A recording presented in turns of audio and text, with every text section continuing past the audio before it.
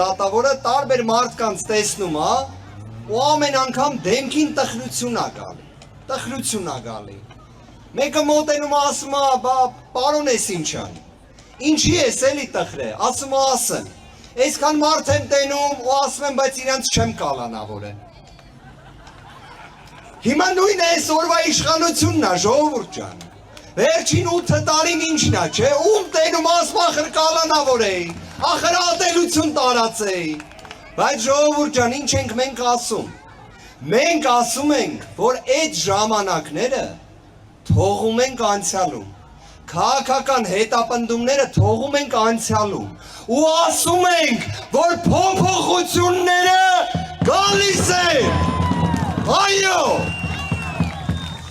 Ժողովուրդ ջան, մենք այսօր մեր երիտասարդներին շնորհավորում ենք, բայց միաժամանակ մեզանից յուրաքանչյուրը ներքին տագնապի զգացում ունի։ Տագնապի զգացում ունի մեր երկրի, մեր պետականության, մեր ինքնիշխանության, մեր պատվի, մեր թասիբի համար։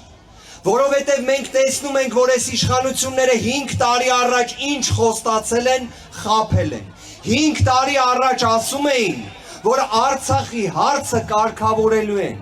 Այսօր Արցախը հայաթափված է։ Արցախում մեկ հայ չի մնացել։ Հիմա մենք տեսնում ենք այդ նույն տագնապը, որ Հայաստան կարող է բերեն դրանց լցնեն։ Դրա համար ինչ ենք ասում։ Հունիսի 7-ին գնացեք ընտրության, որ դրանք չգան։ Գնացեք ընտրության, որ փոփոխությունները գան։ Այո։ Ժողովուրդ ջան,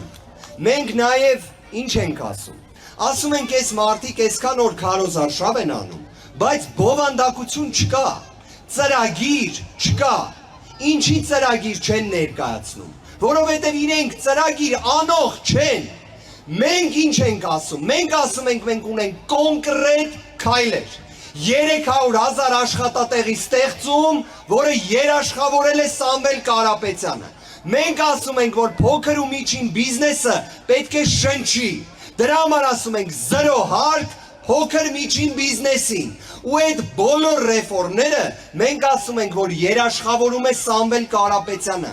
Մենք ասում ենք, որ Հայաստանը պետք է լինի ոչ թե միայն ուժեղ, այլ բարեկեցիկ երկիր։ Ժողովուրդ ջան, մենք տեսել ենք վերջին տարիներին, որ իրականում փոփոխություններ բերելու համար պետք է լինի դրա երաշխավորը։ Մենք մեր պատմության մեջ Սամվել Կարապետյանի պես շատ մարդ չենք ունեցել։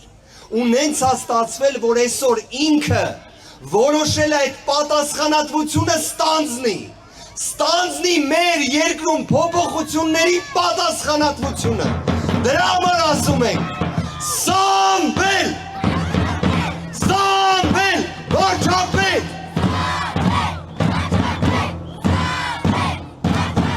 Սամվել, վարչապետ։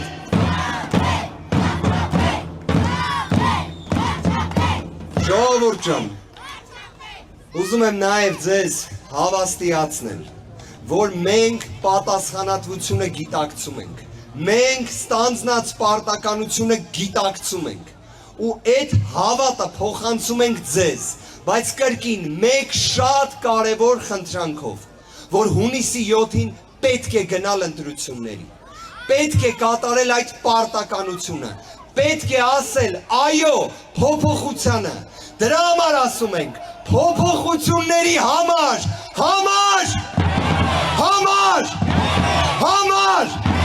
ձեր ցավը տանեմ, ապրեք ժողովուրդ ջան, Աստված պահապան։